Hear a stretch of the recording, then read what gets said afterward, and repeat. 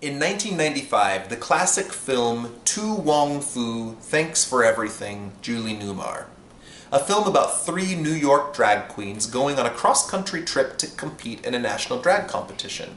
The film's title refers to an autographed photo of Julie Newmar, a movie and television actress who's best known now for having played Catwoman on the 1960s Batman show.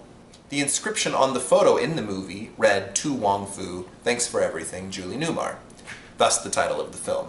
The film featured three straight actors playing the drag queens. Wesley Snipes played Noxzema Jackson, Patrick Swayze played Vida Boheme, and John Leguizamo played Chichi Rodriguez. On their road trip, the three drag queens become stuck in a small town when their car breaks down, and they deal with homophobic and violent men in this small town in comedic encounters.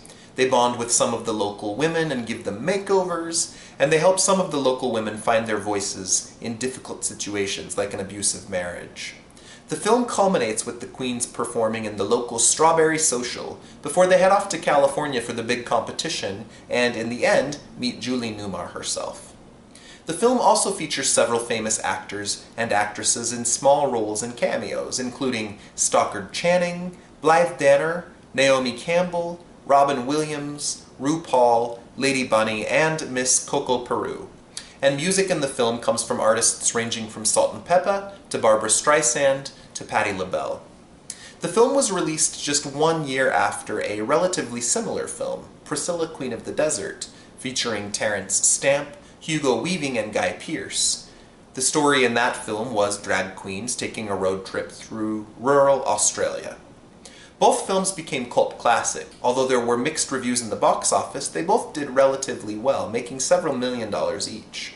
Through comedic storytelling, which was relatively simple, they brought to life powerful issues related to homophobia and gender identity, and they told effective stories of drag queens.